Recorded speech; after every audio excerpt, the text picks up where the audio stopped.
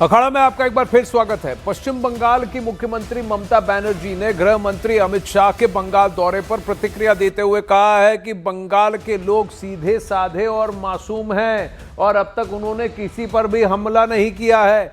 आपको हमें जवाब देना होगा। अगर हमारा इरादा आपका अपमान करना होता तो हम आपको होटल से बाहर निकलने ही नहीं देते। तो यह खुली चेतावनी और कहीं ना कहीं इसको पूरी तरह से पर्सनल कर दिया है ममता बनर्जी ने, जहां घुसपैठ का आरोप लगाया और कहा कि कमाई का जरिया सिर्फ भाईपों को है, यानी अभिजीत बनर्जी पर टिप्पणी की गृह मंत्री अमित शाह ने। वहीं मुख्यमंत्री ममता बनर्जी ने अमित शाह को दुशासन कह डाला। তাকে উত্তর দিতে হবে বাংলা ভদ্র বলে আজকে আপনি তালকুটিরে লুকিয়ে আছেন। মনে রাখবেন, আমাদের যদি ইচ্ছে থাকতো, আমরা যদি অসৌজন্যতা করতাম, আপনাকে এক পা বেরোতে দিতাম না। আপনার ভাগ্য ভালো যে এত অত্যাচার করার পরেও আপনাকে আমরা আতিথ্যতা দিচ্ছি। এটা আমাদের দুর্বলতা নয়, এটা আমাদের ধর্ম, আমাদের সংস্কৃতি। জিজ্ঞেস করুন তো, 100 দিনের কাজ আপনারা বন্ধ করেছেন। এই প্রোগ্রামটা গান্ধীজির নামে ছিল। তো গান্ধীজির নামে যে প্রোগ্রামটা ছিল, গান্ধীজিকে আমরা কি বলতাম? ফাদার অফ দ্য নেশন, জাতির নেতা। গান্ধীজির নামে প্রোগ্রাম বন্ধ করে দিলেন। 100 दिन के करीब ही बचे हैं चुनाव में और अमित शाह ने मिशन बंगाल पर अपना कूच कर दिया है, ऐलान कर दिया है, बिगुल बजा दिया है। इस दौरान उन्होंने ममता बनर्जी पर कई आरोप लगाए और कहा ममता बनर्जी ने विवादास्पद बयान देते हुए तर्क में और काउंटर में अमित शाह की तुलना दुशासन से कर दी। तो जहां अमित शाह ने कहा कि घुसपैठ, भ्रष्टाचार और तोलाबाजी ये 3 कारण है मुख्य जिसकी वजह से आज बंगाल की ये दुर्दशा है, वहीं ममता बनर्जी ने अमित शाह को दुशासन कह डाला। বড় বড় কথা, মিথ্যে কথা, বাংলায় শুধু অনুপ্রবেশকারী, কাশ্মীরে নাকি নেই। তাই যদি সত্যি হয় বন্ধু,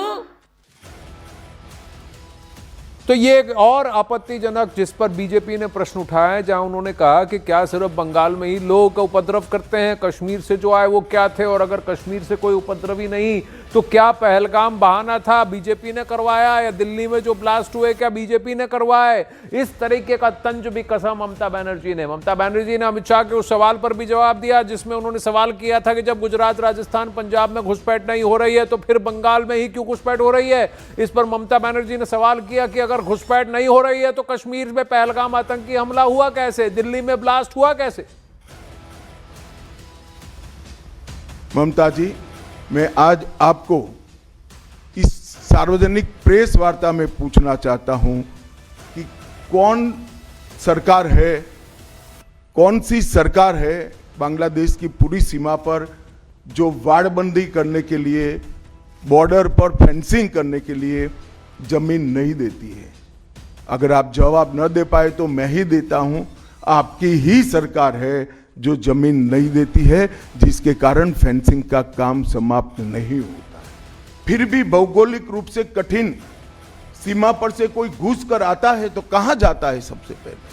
सबसे पहले बंगाल के गांव में जाता है। आपका पटवारी क्या कर रहा है, आपका थाना क्या कर रहा है, क्यों इसको अरेस्ट नहीं किया जाता, क्यों उस पर केस दर्ज नहीं होता, क्यों इसको वापिस भेजा नहीं जाता? जवाब है क्या आपके पास? क्या बंगाल की मुख्यमंत्री जवाब दे सकती है कि असम में घुसपैठ क्यों बंद हो गई, त्रिपुरा में घुसपैठ क्यों बंद हो गई, गुजरात और राजस्थान की बॉर्डर पर घुसपैठ क्यों नहीं होती है, पंजाब की बॉर्डर पर घुसपैठ क्यों नहीं होती है, कश्मीर की बॉर्डर पर घुसपैठ क्यों नहीं होती है, सिर्फ बंगाल में क्यों होती है?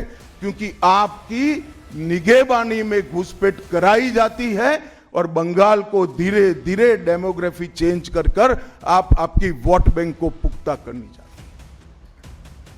तृणमूल कांग्रेस के 15 साल के शासन में भय, भ्रष्टाचार और कुशासन और विशेषकर घुसपैठ से बंगाल की जनता चिंतित भी है, भयभीत भी है और आशंकित भी है।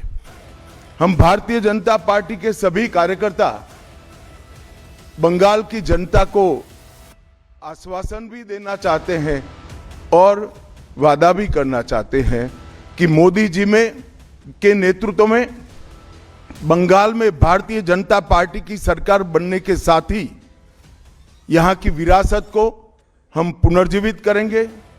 विकास की गंगा फिर से बड़ी तेज गति से बहेगी।